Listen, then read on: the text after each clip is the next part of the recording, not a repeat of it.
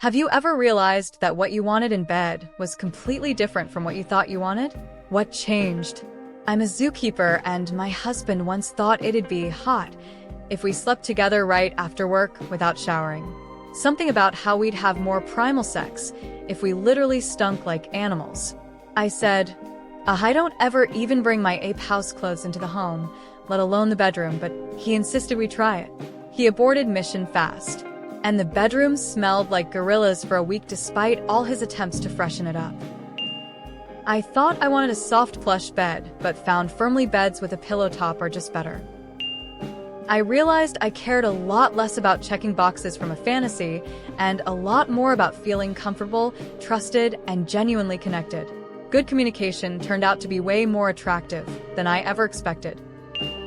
There's been a lot of things I'd like to try, but it would always end up extremely vanilla, and I'm 100% fine with it.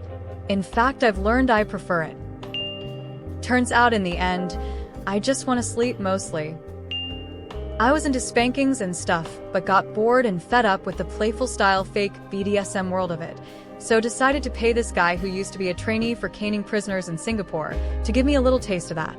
I lasted 2 hits with the cane, less than the minimum given to offenders, and I was crying and begging to have it stop.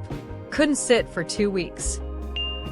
I thought I had vaginismus and wouldn't like sex at all, and I was afraid to even try penetration because of it. Turns out I was just really nervous and not turned on, and now that I've experienced sex with a partner I trust, apparently I like it rough and as deep as it can possibly go. Go figure.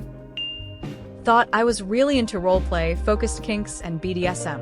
Realized I'm just autistic, and those dynamics create rules and structure that help me navigate how to connect with someone. You just have to be open to trying new things and communicating, otherwise you'll never find out what you're really into. The older I get, the more attractive, emotionally stable, and drama-free becomes. As a child, I was afraid of getting spanked for bad behavior. Now that I'm older, well, my perspective has shifted, and let's say I expect them. Man shrugging. I got with a girl who wanted me to dress like a woman. Didn't bother me because it was still going to feel the same regardless. Saw myself in the mirror though, and just thought, what the fuck have I gotten myself into? Sex was great. Would do again 8 out of 10. Well, finally coming to terms being bi certainly opened up opportunities for change, lol.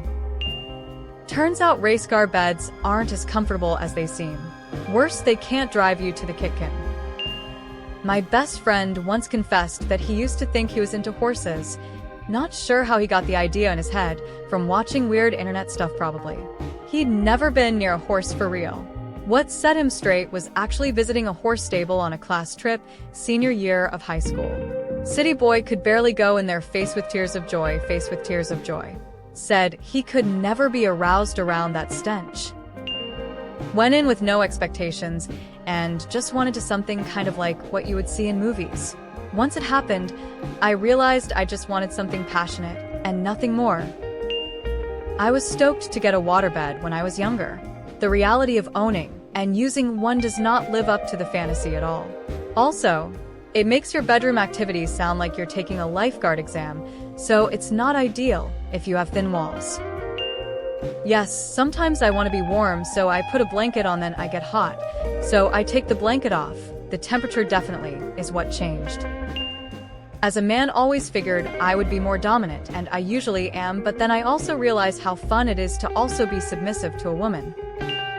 His tummy is a little too fluffy for a position that I fancy, so make do with it, lol. I used to be into a lot of kink and hard BDSM, realized as I got older that was just a result of a lot of childhood grooming and eroticizing misogyny, so it didn't hurt as much to be seen as subhuman. Turns out my biggest turn-on is actually feeling safe and respected. The scat guy Reddit story. Actually no, but I did realize that what I thought I wanted and what I actually wanted were 2 peas in a pod. Turns out, like most things in life, it's all about the peaks and valleys. I learned real quick that hardcore, just like in the pornos, sex and slow, intimate lovemaking actually go hand in hand and are way better when paired together. Note, I would not recommend trying any porno moves without at least a playful question about it first, but the latter is always a good idea. I used to sleep amazingly on a super stiff mattress. I'm talking basically plywood.